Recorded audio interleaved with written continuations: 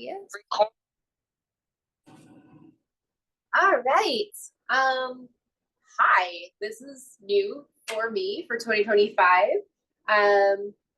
New, all the things. So, it's been a minute since I've done the Unlimited Groomer podcast, and it is time to get back with all the things. And I'm really excited. What we're doing here moving forward is not just talking about wealth consciousness, business mindset, savvy tips, and all that kind of stuff, but also helping you be, if I'm living up to the Unlimited Groomer, helping you be more unlimited. And that means in all areas of your life in the pet professions.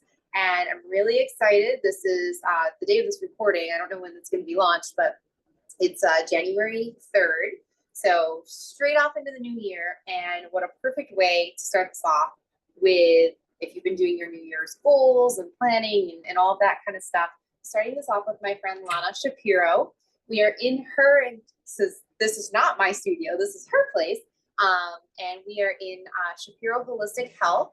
It is local here to Buffalo, New York, in Clarence. This is where we are right now. Yep, Clarence. Okay. And I will let Lana tell you a little bit about what she does, and then we'll tie it all in with why you want to know about it. But I promise you, groomers, petpreneurs, everybody who's listening, she does some really incredible stuff that I have been, I'm at a loss here because I have not experienced it yet. And I have been planning to, we've been talking about it, and like literally the stars have not aligned yet, but hopefully this year they will. Because she does not only one-to-one things, but she does a lot of group things. She does virtual things. So if you're not local to Buffalo, don't worry. She can hook you up as well. So I'm just going to let Lana take it from here and tell everybody a little bit about yourself and what you do, and then we'll get into why they need to know. Sounds great. I'm very excited to be here. So thanks so much for having me. Here I get to go for the new year. So my name is Lana, and my background is actually in mental health. I was a mental health therapist for almost 2 decades before I went off on my own. I really felt like mental health as a field is not very holistically minded. It's not focused on healing. It's really focused more on keeping people going through the revolving door. So I am the kind of person who hates being stuck in a box. So I really needed to just go off and start doing things my way. And initially started offering holistic therapy, but then energy healing entered my life personally, and I really needed to start offering it to my clients as well. So I started incorporated energy healing, mostly Reiki, into my work with clients. And then I still felt like there was a piece that was missing. I was all about mind and body connection, but then there was that spiritual connection that was missing. So that is when I started doing my own research. Really, a lot of what I do is self-taught. I did get Groomer can relate to that. I don't know. I did go out and get a whole bunch of certifications. So I'm a certifications holder. It's kind of a joke with my clients. But I just, anytime I see anything that can potentially be helpful in my work, I want to learn how to do it, and I want to offer it to my clients. So kind of a Jill of all trades here. So I do life coaching, more focused on spiritual coaching. So I do incorporate my therapy background into my coaching with my clients, as well as bringing in energy healing and emotional healing. So emotional healing is really my specialty. I do a lot of work where I help my clients dig into the subconscious limiting beliefs and help them bring it into consciousness. Because once you bring the subconscious into conscious, you can really start working with it and start releasing it. So I also incorporate tarot readings and astrology, and I host a lot of spiritual ceremonies and women's circles, and really all the things. I love it. You are such a girl after my own heart. And oh gosh, where to start? Because you hit so many little nuggets. Like, first off, not sure if you knew this, but most groomers tend to be self-taught or knowledge passed down from, hi, I want to get into grooming. Okay, we'll hire you as a bather. And then, you know, the carrot tends to get, if they find a good bather, they don't want to lose them. So it's like, when will you teach me to groom? one day, keep doing the thing. So a lot of groomers are like, I'm frustrated, and then they just go off and they learn through YouTube and stuff. So like we can completely relate there. And I think for the most part, a lot of groomers are like-minded too, and like, oh, it's. I spent the first 8 years of my career not even knowing that there was continuing education, not knowing that there were actual schools you could go to other than BOCES, but I had long since graduated, so that was out for me about how to learn my skills. And now it's growing and evolved to where it's a lot more common practice. Like, oh, there's these groups, these Facebook, and then there's other organizations. So we can absolutely relate to you on that with like, oh, could this help me be better? Could this make me be of more service for my clients, and picking and choosing?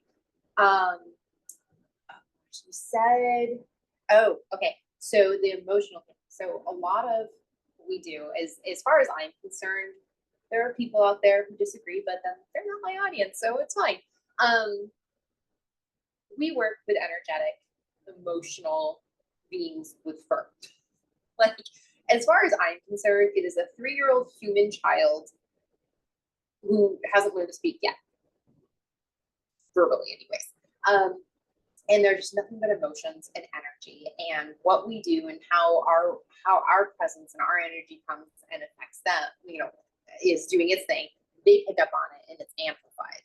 I've got a lot of questions I want to ask you, especially I want to put a pin in if you're familiar with RTT, rapid transformational therapy. I'm not. Oh, okay, so we'll talk about that. But Add to list. yes, for sure.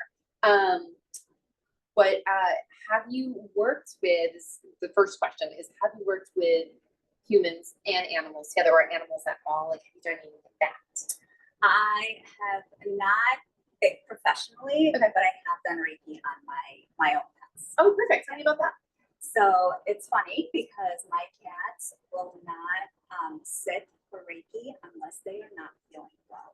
So that is how intuitive pets really are, is especially cats, because they actually give off their own healing frequency to people. So I don't know if you knew that, but their purring is equivalent to heart healing frequency. So that is why when they sit on your heart and they purr, it actually heals your heart chakra. This makes sense. I didn't know this, but this makes sense to me because I groom both dogs and cats, and before I became fear-free certified, yes, grooming cats was a bit of a nightmare. But now it's like almost all of my cat clients, I am, no joke, I'm in a trance. I am just like, I am so much more calm, not just because I have to be, but that makes sense, yes. The sharing of energy, because when I'm in the zone with any cat in my salon, I could do this all. Half the time I do grooming lives because I'm with a cat, and I'm just like, I feel great. This is awesome. So yeah, it's perfect. So yeah, so when I first learned Reiki, my Reiki master said you can do it on animals just the same way as you do it on people. So anytime I would go and try to do it on my cat, like they would just run away. What the heck? And then my cat was sick one day, and she was just really lethargic, and she had some respiratory stuff going on. And I just laid my hands on her and I closed my eyes, and she sat there and she took it, and she felt better the next day. So like, I know Reiki works. Sure.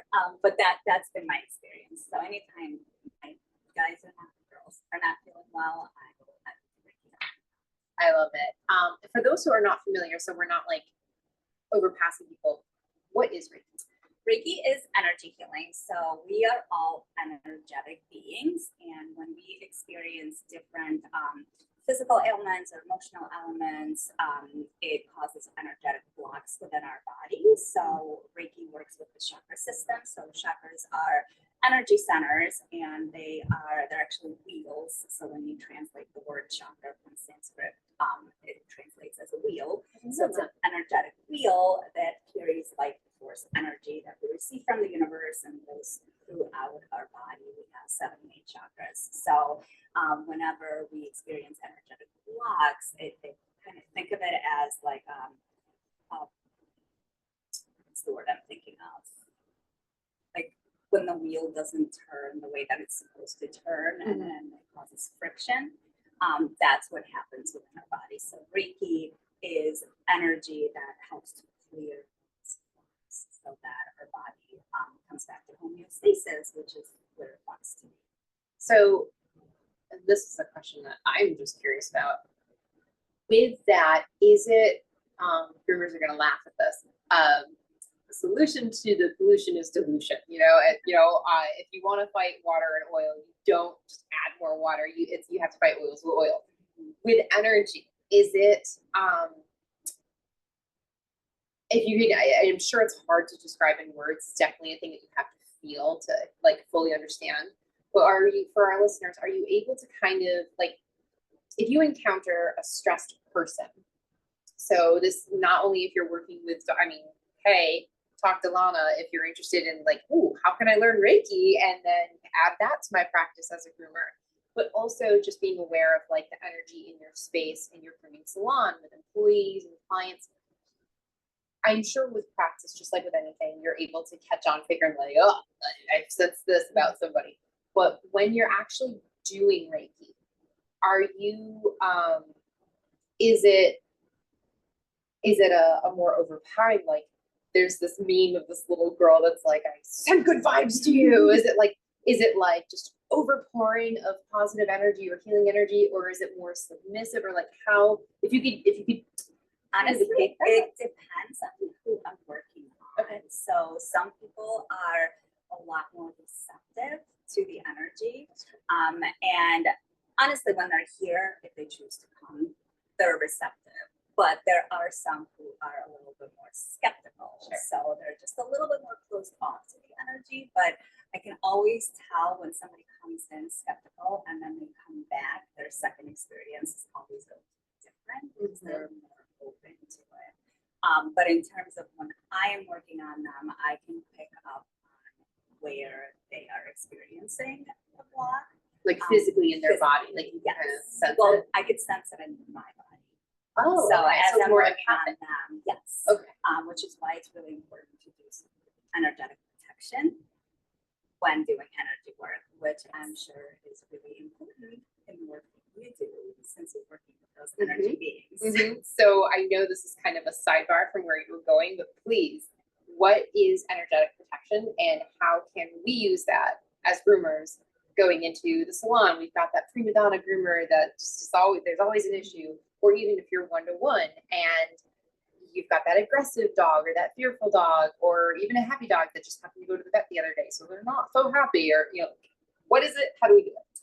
So the simplest thing that I'm going to tell you to do is grounding. That is really, really important to just ground yourself. What does that mean? Before you do the work. And that just means feeling connected to your body, connected to your surroundings, like just knowing what day it is, what night it is. So using your 5 senses is the best way to ground yourself. It's a really simple technique where you can even use your hands to kind of help you out, but taking a deep breath and saying, okay, what are 5 things that I can see around myself right now? What are 4 things that I can hear? What are 3 things that I can smell? 2 things that I can feel? 1 thing that I can taste in my mouth? And that will help to bring you into the present moment, because most of the time we're all over the place, right? We're in our heads, we're thinking about our to-do list, we're worried about, that we're worried about. We have a million tabs open in our brain. Yeah. So animals will pick up on that. If you're anxious, if you're overwhelmed, they're going to pick up on that. So if you can ground yourself and bring yourself back to the present moment, you're going to calm your energy down, and you're also going to calm your central nervous system down. I love that. And I want to make sure that that needs to be on an infographic or something. And please, by all means, make one. I'm sure we'll get it. 5 things I can see, 4 things I can hear, 3 things I can smell, 2 things I can feel, and then 1 thing I can taste. Definitely know the 1 thing I can taste. I'm tasting like 4 or 5 things in my mouth. It's gonna be weird. But okay. All right.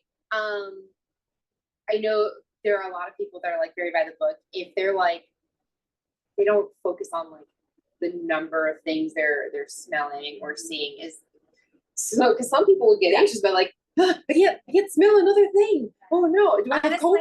Yeah, it doesn't matter. Is like, this is just kind of countdown. Yeah, just a countdown and just kind of help you because we have the five senses, right? So using your hand works. Something that I've actually used with my son that works really well is you can use your hand for that too, but taking a deep breath as you draw your finger up to the tip of your finger and then exhaling as you move down your hand. Okay. Again, taking a breath as you move up your tip and then exhaling as you move down, and do that throughout your entire hand.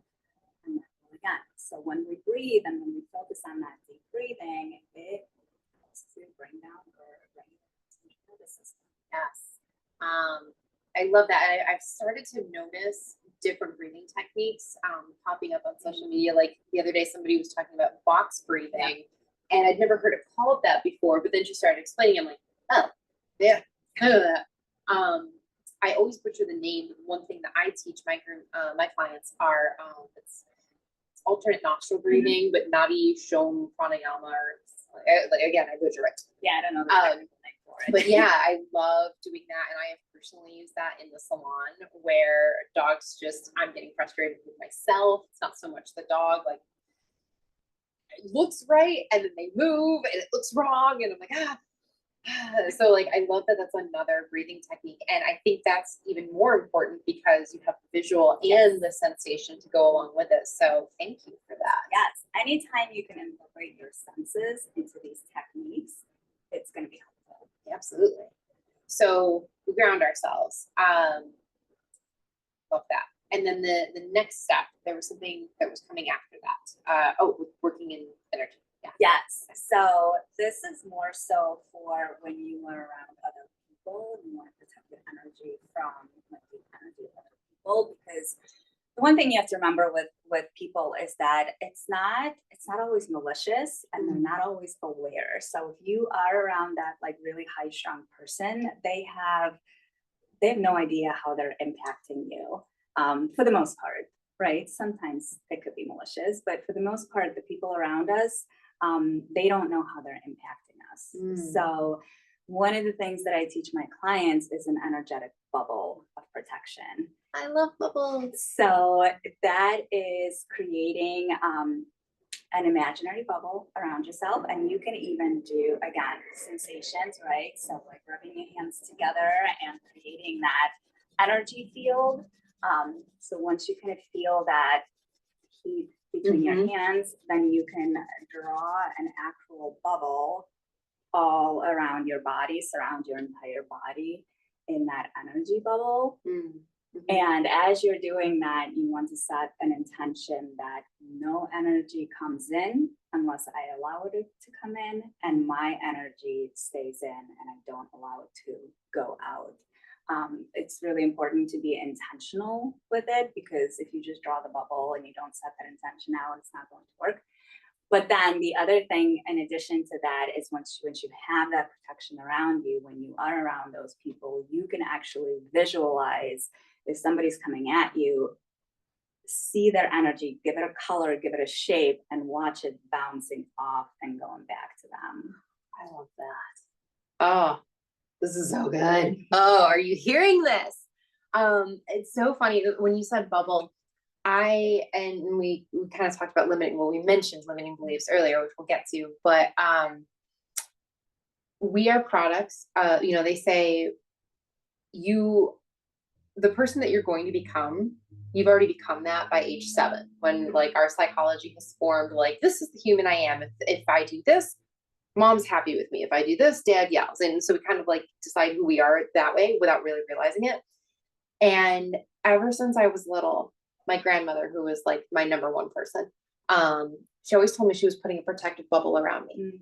And I'm not even kidding, no matter how woo-woo or whatever. And don't get me wrong, like, I'm all about the woo now. Years ago, I was like such an angsty punk rocker. I was like, that's stupid. But even with that, I always had my bubble. And I would watch, and of course there's this thing called confirmation bias, where, like, if you're going to buy a new car, suddenly you see that same car everywhere, or, it's that kind of thing. And I always remember just little situations. If I was running late, which I'm creature of that bad habit.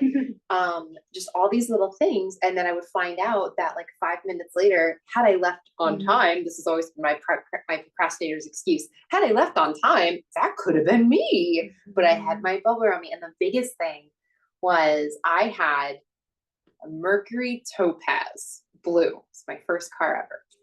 And I was 16. I was dating somebody an hour and a half away who was 15.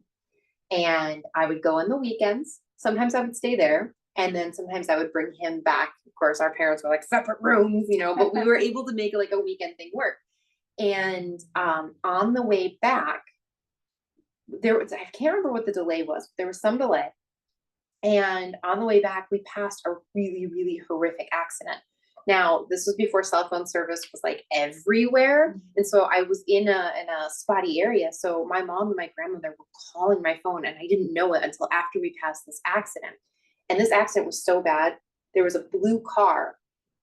You could only see the back half of it. Wow. It slammed into a semi truck that was parked on the side of the road. And it was a male and female teenagers in the car. So of course, naturally I get my service back, and it's all over the place. My mom, my grandma's freaking because it was a Mercury Topaz. It was a blue Mercury Topaz. And like the first time, without even thinking about it, I was just like, yeah, I've got my bubble around me. and it's this belief that I have carried with me. And don't get me wrong, like I've had injuries, I've had bad things happen to me. We all have. But it's that like remembering my truth.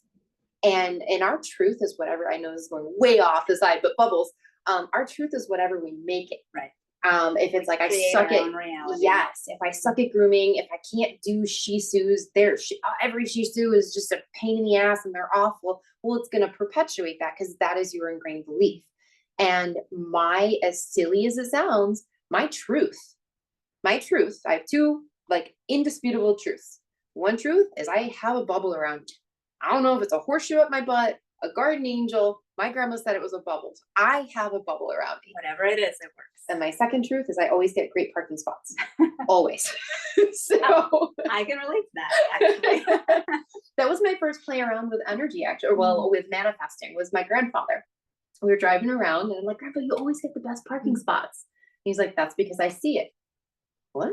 So that was actually my first thing. But parking spots for you too, yeah? Yeah. Oh yeah. I love it. Yeah. And I get so frustrated. I'm the worst person to have as a backseat driver because I'm like, I know there's a better parking spot. I know it's coming. And my boyfriend's like, this is good enough. I'm like, no. And we'll drive by. I'm like, see, that could have been ours. So like, I'm the worst backseat driver. Okay. So I love that visualization of like, you know, like when that Karen client, I always feel bad when I say Karen because there are a lot of wonderful Karens out there, but you know, you get that client and they're just yammering at you and you just kind of like, your eyes just glaze over and you're like, that is the perfect moment to be like, boom, like and visualize that. I love that. For sure. So we ground ourselves, and that's protecting ourselves, and that's both working with the animals, with humans. When we're ready, let's say, I mean, obviously by no means is this a learn how to do Reiki seminar, but like when you are ready to, because you said some are more receptive, so I'm guessing it's, you don't have to go as intense versus, you know, some are not. If they're not that receptive, is it like a more, you've grounded yourself, is it more of an intense outpouring of love? Is it more subtle? Like, how do you manage that? So with energy healing, as a healer, I'm really just the channel for the energy. So I have a lot of clients who are like, oh, I don't want to give you my bad juju, or I don't want you to take on my negative energy, which I totally appreciate. And I do my own protection before the healing sessions. But as a practitioner, it's not like I'm giving my energy to them. So I'm never actually feeling depleted after energy healing sessions because it's universal energy that comes from God consciousness, whatever God is to you, that essentially goes through me into the client. So with some clients, like I really feel that energy because I'm actually more connected with my clients. So, we all have our favorite clients. Sure. That's just the reality of it. And when I have those people, that's when I really feel that strong energy, and I get a lot of intuitive messages during the sessions. With the people that are closed off, which I've had, it's not to say that the energy doesn't work. It's the energy actually knows where it needs to go. It has its own intelligence, so it will do the healing. I've had people say, "Oh, I thought you were at my head," and I was actually like at their feet. So like the energy knows exactly where the healing needs to happen. But in terms of how the person will experience it is really just based on their level of openness. If that makes sense. It makes total sense. If it doesn't make sense to you, you can reach out to Lana, and I'm sure be more than happy to explain. I love the idea of the channel, and you made me think of like some other things from my past too, which I super love. Like when you're a child and you're just so free, you don't know that the world has bills and taxes and all these other things, and just you do things. It's like my grandma used to say, when I danced, spirit was moving through me as a channel. And taking that into our practical everyday practice of grooming, I love the idea of, because we get sucked with our energy with the clients, with the time constraints of having to get this done, the dog's having a bad day or whatever, we get sucked into that. So there's that one way to kind of disassociate, but also to kind of see yourself as the channel for whatever this dog needs at the moment or whatever this client needs, but also just like seeing yourself as the channel for, sculptures and stuff. I don't know. I didn't know what was in that rock or in that clay. It just came through me. And a lot of people, don't get me wrong, grooming is a skill and it is art that can be taught, but it's also something that can come naturally to people if you my grandma always said, let go and let God. Let go and just let it flow. And sometimes we just concentrate and we're so focused, and I teach this with manifesting too.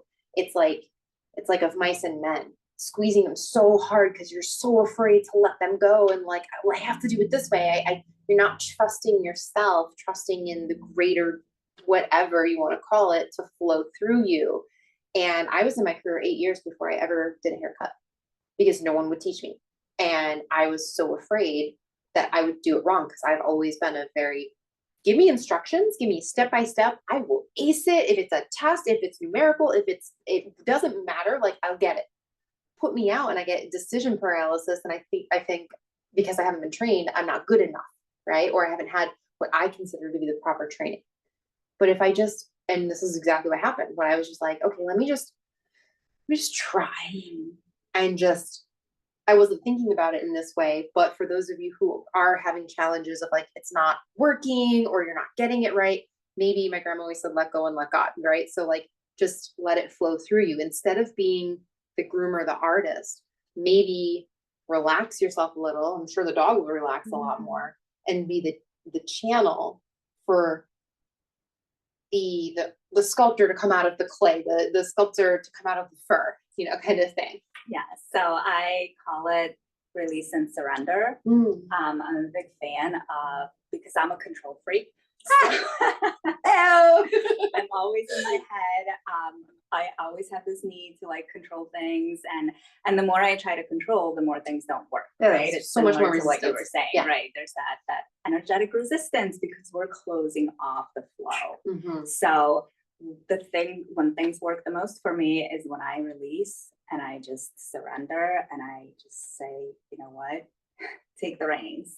And it is so hard to do as an entrepreneur, as a CEO, as a manager, like, to give up that control is, how do you, I mean, even though it's a practice for you and it's something you've been doing for years, it's still hard to do each time. Like, and half the time we don't even realize we're at that point. We need that external, accountability sometimes to be like, hey, go to your timeout now. That we're doing a timeout at home now.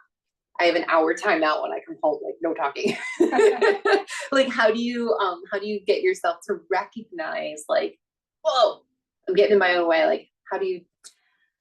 It's practice, like Yeah. you said. Honestly, it's just practice and knowing like what my warning signs are, knowing how I feel in my body. So like embodiment is really important, just connecting with myself. And I know for myself now when I am starting to feel frustrated and angry and irritable, that's my sign that I am trying to control things that are really not my job to control.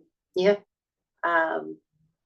That also needs to go on like a bumper sticker. Like if you are feeling this, or this, maybe it's time for a timeout. Maybe it's time to just take a breather. And then it's ongoing experience too. Because once you get to that place where you can release and you can surrender, and then you see the result of that, you're like, oh, it works, and I want to do more of that. Why do I keep going back to that same old that doesn't work? But that's our limiting beliefs, right? That's that subconscious. I'm going to go back to what feels safe because that's what I know. Even if that safety is not getting you the results you want, and it's uncomfortable, and it's still frustrating, right? But it's that we know it. We're comfortable in our discomfort. Yep. Age. One of the things, the main thing that I've been wanting to book an appointment with you for, which I'm sure you can help me in a ton of other ways that I am unaware of at the moment. But one of the biggest things is I've done a lot of work on limiting beliefs. And guess what? We're never done. Doesn't matter how long. They're still in there. Especially the later in life you go. It doesn't, you can still teach an old dog new tricks. It just takes longer. And one of my thing is walks to success. I've worked on a lot of my money issues, so those are good. But I know that there are this, I can physically feel a tension when I think about the next things that I know are like the money makers or that next step. And then I used to say it was entrepreneurial fatigue. For those of you who don't know, I was in a car accident in November 15th. It was my mom's birthday, November 15th, 2019, so just before the world shut down. And so I was completely unknown completely unknown to me how bad my brain injury was because the world shut down. I was in isolation. I wasn't having conversations with people to realize, oh no, you said the same exact thing 5 seconds ago, like 8 times. Like I didn't know. All of this to say, now I'm kind of like, maybe it's not so much limiting beliefs or entrepreneurial burnout. Maybe it's, oh yeah, remember I have a traumatic brain injury, that thing, maybe that's coming up. But pin in that, because that's a totally different story. All of that to say, I've done all the limiting beliefs, still find myself, I got more successful financially. And I know that was a lot to do with getting rid of a lot of limiting beliefs. But then talking about like your comfort zone of, knowing the struggle, knowing that this is life. People have like 4 months worth of money in the bank at one time that they can just go do. People do this, like that's unknown to me. And this is why lottery winners, like they win the money and then they go bankrupt because that's outside of their comfort zone. They haven't taken the time to like lay the foundation. So what I'm trying to get around to is where I'm at now at age 39, having done almost 2 decades worth of personal development, limiting beliefs, all of that kind of stuff. One of my biggest motives is financial security. And I don't really have a bulimic relationship with that yo-yo with money. It's now I find myself, oh, this is the thing. All right. And I've got the time to go and take action on it. And I'm like, and other totally unimportant things are going to get my attention. And that's where I'm thinking, maybe this is brain injury induced ADHD more so than entrepreneurial burnout. But it's always like, oh my gosh, I see it. People are asking for it. This is the thing. And I get in my own way. And so I really want to see you about what else could be in there that could be blocking that. So and the reason I'm talking about myself here is I know a lot of you groomers are like, oh, well, we only make amount of money, or you charge what for that? Oh my gosh. And more and more of younger generations are starting to clamor for more money, but we're stuck in the way we were taught.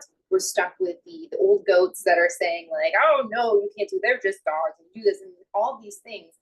And so it's a very much external as it is internal struggle and fight to be like, what is my worth? Can I charge it? Who's willing to pay it? And even if I get that, I'm scared I'll lose it. And the fear of success is a very real oxymoron, but it exists. And so that's the number one thing that I want to book an appointment with you with. And you'll probably be like, yeah, before we get to that, we're going to fix a lot of those others. I'm sure that's what's going to happen. But I'm sure a lot of people see you for like financial blocks. Can you talk a little bit about that? Yes. So with the emotional work that I do, the modality that I use is called Mind, Body, Spirit Release. And yes, this is what we talked about. Yes. With those blocks, right, you had already mentioned that some of it is external, right, that we get from like people around us, and some of it is internal. When it comes to our subconscious blocks, a lot of the times, those blocks are not ours. They're generational. And with the release work that I do, we can actually go back multiple generations to see where the block originated from. So once we identify when and where it originated, and we can we write it out. So like everything we identify, we write out. So we go back and say, okay, it's on the maternal side. It's 2 generations back. What is the block? Are there any related blocks to it? And then we also identify strengths. So we don't just focus on the generational blocks. We also focus on the strengths. Because think of your strengths as like, if you have a garden, right? And if you don't take care of your garden and you have weeds all over the place, right? Those are the blocks, right? They're blocking the plants or the herbs, the flowers from growing. But once you clear away those weeds, you can see the flowers. So like we have the strengths, we have those beliefs in ourselves, they're in there. But because we have all those other blocks, all the weeds are blocking the flowers are the strengths. Right. Yeah. So that's what we do is once we identify the blocks and we clear it, and there's a technique that I use to clear it, and what that does, it actually, so I use a cold laser that I place on different acupressure and chakra points. So what that does is it actually, our bodies have the ability to heal themselves, right? That's the whole thing with energy work, is that I don't heal you, give you the ability to heal yourself, or the energy gives you the ability to heal yourself. So that's what happens, is that it opens up the pathway, it relaxes your body enough so that your body can then take a deep breath and start releasing all of those things that it's been holding onto. So we don't even always, yes, we write out what the blocks are, but sometimes they don't even make sense to you. You're like, I'm holding on to what? But then you clear it, and it's not like magic, right? It's not like you'll have one session and you'll come back and be like, oh, I'm all good. It's like, it's trauma, right? Sure. And it's intergenerational trauma. It's not just your stuff you're clearing like family, ancestral stuff. So once you start kind of healing those layers, once you clear a top layer of the trauma, then you come back, you clear another layer, and then just keep clearing it away until, and then the changes that you notice, what most people will say is they're subtle. It's not like you go out and you're like, oh, I'm thinking completely differently, but you might have an experience and then go back and say, oh wow, I reacted very differently than how I reacted to that. Because it's on levels.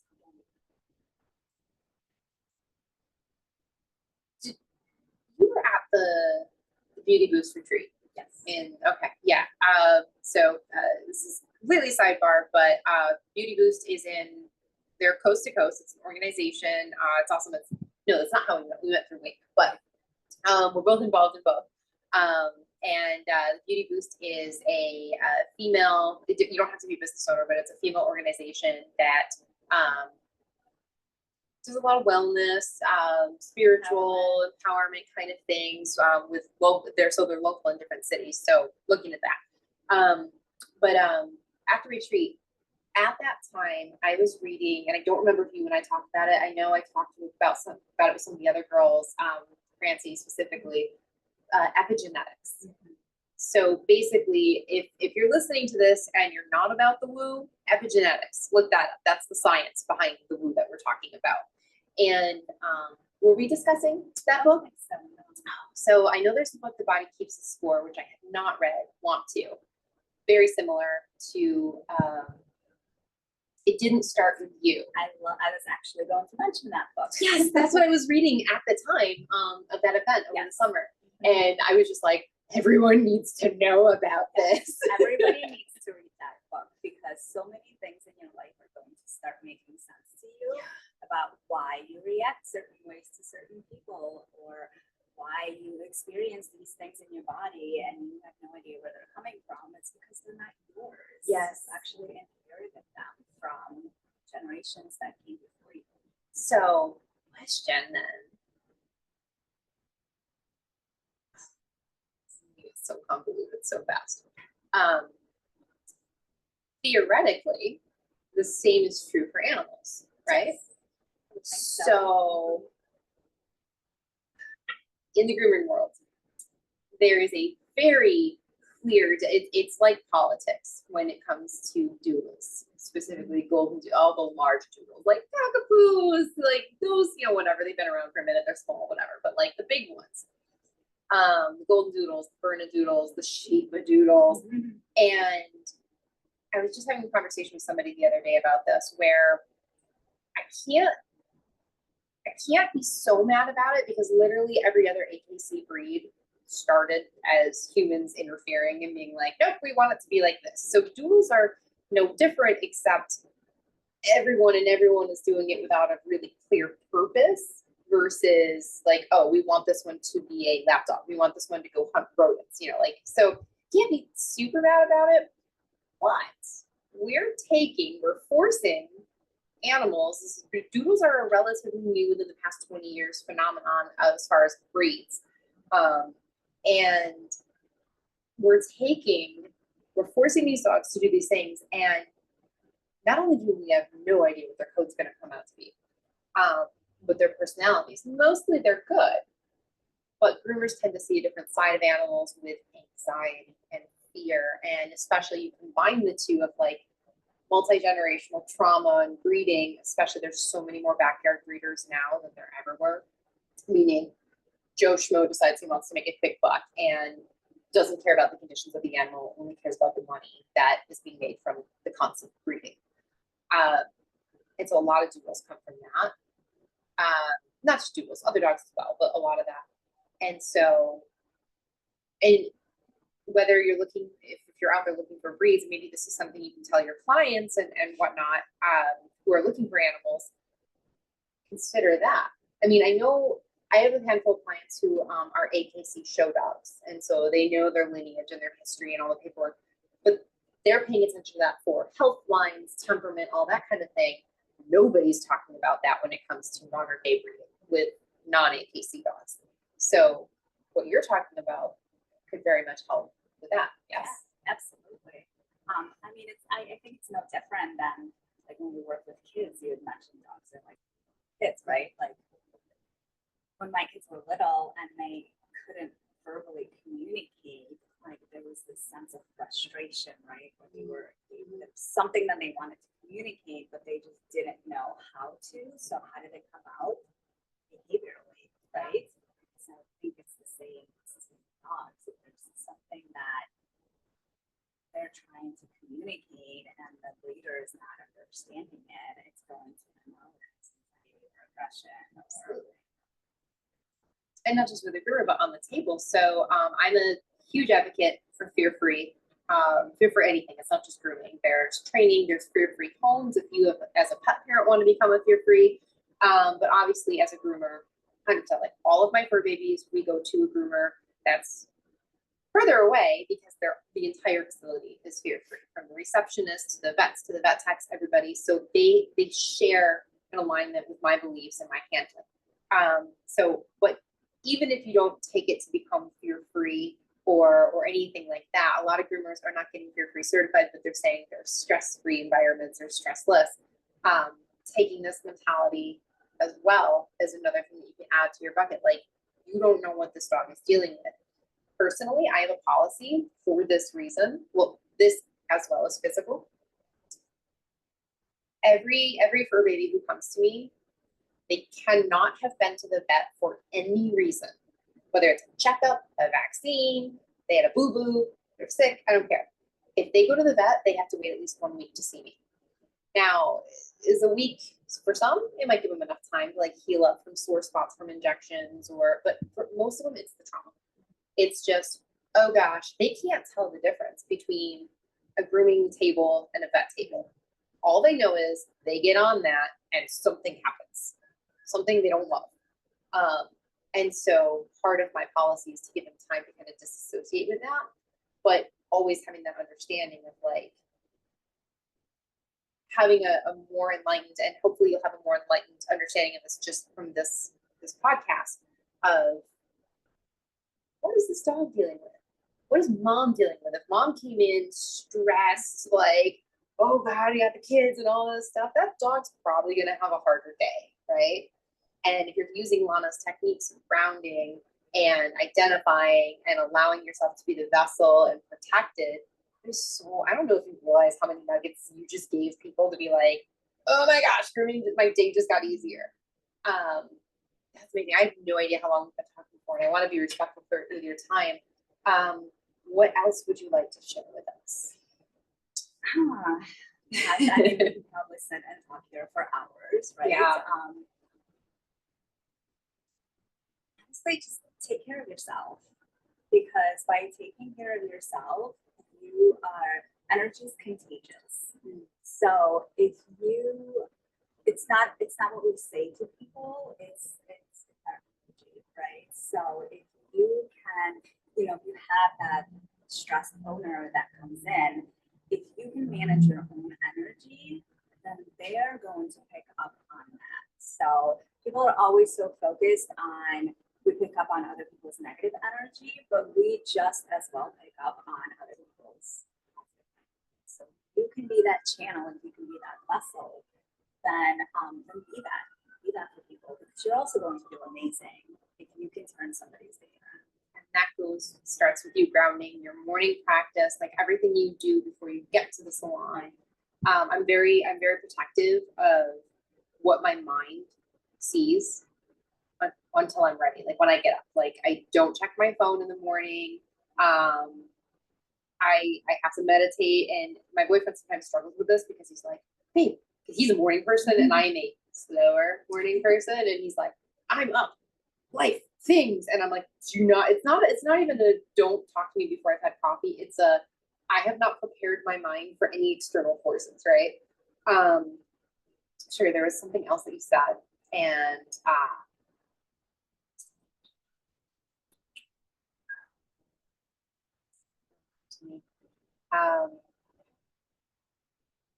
well, there's the other thing I was gonna say, so maybe I'll do when I say this.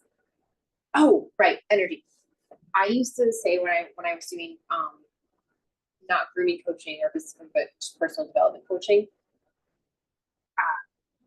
positivity is just as contagious as negativity. It just has a higher boiling temperature. It's like, you watch that pot boiling and it's not gonna boil. But once it gets there, you're like, who is this person? And they're so fun to be around. And if you're still listening to this going, what? If you're in the Buffalo area, I strongly encourage you to come to Lana's location for many reasons. But specifically, if you're like, she took me on a tour when I came in. And she didn't tell me what the room was. I walked up to the door and I wouldn't let myself go in the door frame. And I could just feel this really abundant, like if you could visualize energy, the entire room was packed full of it, and it was just calm and soothing. And I came in here like, we're gonna do a thing, and I'm like, that is not for me right now. Like, I didn't want to contaminate that. And that was strong. And it turns out that's the room that she practices Reiki in. Go figure. And it wasn't filled with sound wave machines. It wasn't a salt cave. It wasn't anything. It was a room. And she has clearly said just a room. Like, I'm not trying to downplay that, but it was just a room. And it was a room with a bed. It looked like a heating pad, a salt lamp, and a couple other things around. You know, if you go get a massage, it looks like that, you know, pretty much. And I just knew instinctively, my energy was like, I'm going to respect this because I do not have a session in there right now. I am not going to contaminate that. Like, clearly she's done something. And my guess is, working with you, you can help people craft spaces like that of their own. Yes, absolutely. It is one of the things that I help my coaching clients with. It's actually probably our first session. Is we talk about, so I offer individual and group sessions for my clients, but having a space that is yours, I would say, is like top priority. It doesn't have to be a big space. It could just be like a corner in your room, but somewhere where you can go and just have that be your space, that nobody else's energy enters unless you allow them to. Give you tools and practices of how you can clear the space, things that you can add to it. But I work very intuitively, and I encourage my clients to work very intuitively as well. So what works for me might not work for you, and vice versa. So it's all about, I will just help you to get to the answers that are already within you. That is like my slogan, is that everything you need, all the answers are already, you already have them. You just need some help trusting them and letting them come up to the surface. I believe that so much. Do you do house calls or like commercial, what's the word? Like commercial assessments or something, like, so you help them, you know, create a space. And if you don't, maybe there's a thing. Like, one of the things I'm currently in talks with one of my suppliers about possibly doing is like going to salons. And on my end is going to salons and like, you know, what are your business policies? What are your, and basically just kind of, was it like the rescue restaurant TV shows or something where they're like, they're failing, and then the person comes in, they're like, well, this is wrong, and this is this. Not so much like that, but like basically going and helping them do better things for the practice. Do you, or would you travel and be like, but here's what we can do? I am always open clearly to doing fun and different things. So for anybody that's into human design, I'm a manifesting generator. So I get bored with doing the same things over and over again, which so I'm always changing things and adding things. So I would probably be open to that. So if one of our listeners reached out to you and was like, hey, I live in Arizona and I have this holistic pet spa. I want a room like what Cassondra was describing. Could you virtually consult with me? Like, obviously you would pay her, but like, could you virtually consult? Yeah. And like, okay, let's give me a virtual tour, and like, absolutely. So cool.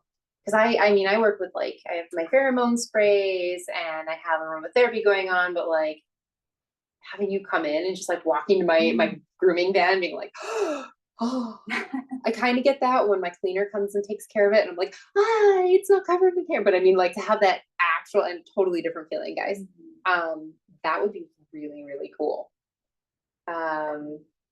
So if people want to get in touch with you, you do virtual coaching as well as in person, yeah? I do, yes. Okay. So my website is ShapiroHolisticHealth.com.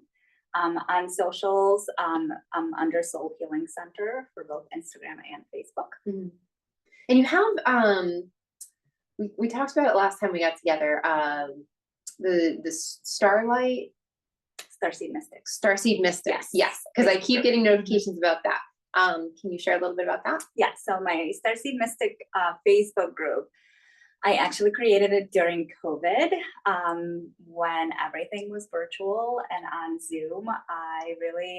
I'm an in-person person. Like I just thrive on in-person energy, and obviously I could not get that during COVID. So I created a virtual space for my clients, people who are into metaphysical energy healing, and it just kind of grew, and people invited others into it.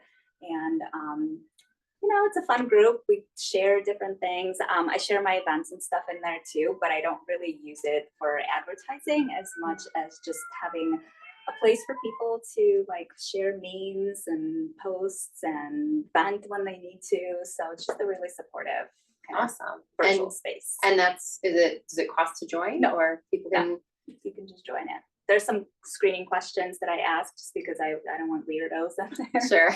Well, we're all weirdos. Well, we're just not those weirdos. Not those weirdos. Creeps. I don't want creeps in there. So yes, I'm a Scorpio, so I will go and stalk your Facebook page and make sure that you're cool before I let you in. Smart. And for the younger generation of groomers out there, I mean, I remember when I was little, before the internet. I hate that I can say that.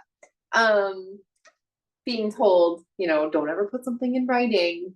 That like, think of life as if you were going to run for president one day or something. Like, don't ever put something in writing if you might regret it later. And people do that all over social media all the time. She will stalk you. And honestly, as an employer, which I will be soon, any smart employer is going to do the same. So, if you're looking for a new job, a new position, clean up your act. Delete. But that is great because there are a lot, which I'm a part of. There are many different groomers helping groomers, groomer professionals, social media account groups and stuff. And part of why I started doing my own groomer coaching is the same thing. I wanted to foster space because there are so many keyboard warriors out there. And people are, especially in the wild, wild west that our industry is, like, people are genuinely asking. They don't know. They don't have anyone teaching them or mentoring them. They're not enrolled in school. So they're like, am I doing this right? Bravo for asking. Like, good job. And then people are like, no, it's awful. It's terrible. Maybe you shouldn't do this. That looks ridiculous. Ha ha ha. And so now my focus and attention is in groups that are more supporting and loving and understanding, because me personally, I got tired. I would ask questions anonymously because I just didn't want the flack. I didn't want the backlash. So I love that you monitor that, you screen it, because in order to have a safe space, which also managers, business owners, you should be considering this. I see so many times people are like, well, she's good at grooming and we need her, but if she's toxic for the environment, or if she's got all these demands, like, maybe it's better you don't, so all of that to say, like, as Lana's curating her group, which I strongly recommend you join if it's right for you. If it's not, then I strongly recommend you don't. Same kind of thing, like, apply it to your own work ethic, the people you surround yourself with, your clients too. Screen everybody, ground yourself, protect your energy, and if they're not a right fit, there's plenty other groomers out there. Yeah, and trust your intuition on that too. So I'm always going to go back to, like, trust your gut. Yeah. If you get that inkling that something is not wrong or something's wrong, and then you find out the hard way, and you go back and say, oh, I should have listened to myself, right? But that's that experience. I did a 3-card pull this morning, and my first card was intuition. Love it. Of course. So I'm going to post when I figure out how to do all this stuff until I find a VA. And if you're watching this and I still haven't found a VA and you're interested, basically that means you want to rewatch these and take out clips and make reels, please. I would like that very much because I don't want to do it.